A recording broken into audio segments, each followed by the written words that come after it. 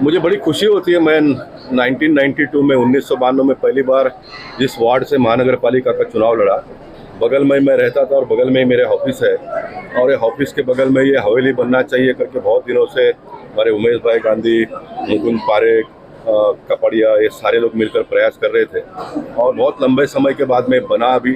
अभी कृष्ण भगवान का यहाँ पर प्रतिस्थापना होगी और ये शेड जो देख रहे हैं आप, इतना बड़ा विशाल शेड बना है। यहाँ पर सीनियर सिटीजन लोग आएंगे, भजन करेंगे, योगा करेंगे। वैसे ही विपासना सेंटर करके पास हुआ है और बारिश के दिनों में भी इसका उपयोग हो, धूप के दिनों में भी इसका उपयोग हो। सीनियर सिटीजन लोग आए, यहाँ पर बैठे, योगा करें। इसलिए छपरे का भी परमिशन हमने मुंबई महानगर पालिका के आयुक्त के पास मांगा है। मैंने 3 जगह पर इस प्रकार की परमिशन मिलनी चाहिए, इस प्रकार की मांग की है। एक तो मंदिर के सामने जो जगह है वहाँ पर इस प्रकार का शेड डालने का परमिशन मिलना चाहिए। हॉस्पिटल जहाँ पर मरीज आते हैं वहाँ पर मिलना चाहिए, और स्कूल के बाहर जो छपरा डालकर जो पेरेंट्स बच्चों को लेने के लिए आते हैं उनको धूप में और बारिश से बचने के लिए छपरा डालने का परमिशन मिलना चाहिए। इसलिए कमिश्नर के पास मांगी है। कमिश्नर बहुत आसानी से अगर परमिशन देते हैं तो हम प्रेम से लेंगे, अगर नहीं देते हैं तो इसको एक बहुत बड़ा आंदोलन, बहुत बड़ा मूवमेंट करके हमको चलाना पड़ेगा। क्योंकि ये IAS ऑफिसर, ये मुंबई शहर में कुछ ब्लैकमेलर लोग इस प्रकार का कंप्लेंट करके लोगों के पास से पैसा निकालने का काम करते हैं।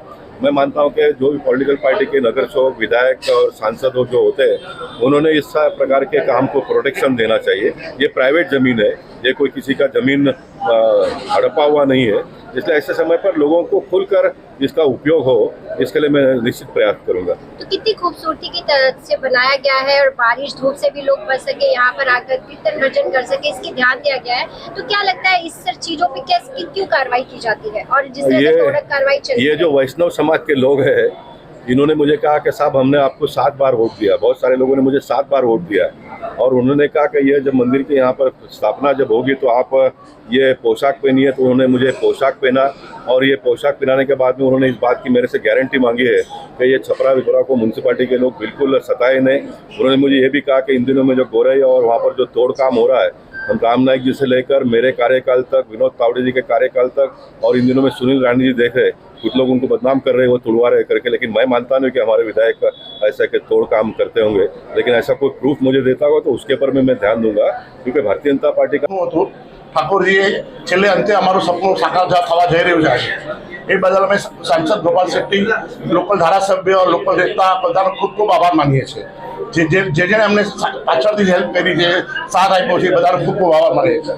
ભૂષણ પાટીલ, મનોજ નાયર, આ બધા અમારા લોકલ લોકનેતા છે, એ બધાનો અમે ખૂબ ખૂબ આભાર માનીએ છીએ। પરમિશનો બાકી હતી, બધી પરમિશનો આવતા થોડો વાર લાગી, પણ એમાં સાંસદ ગોપાલ શેટ્ટી સાહેબનો ખૂબ ખૂબ આભાર છે। ઓકે।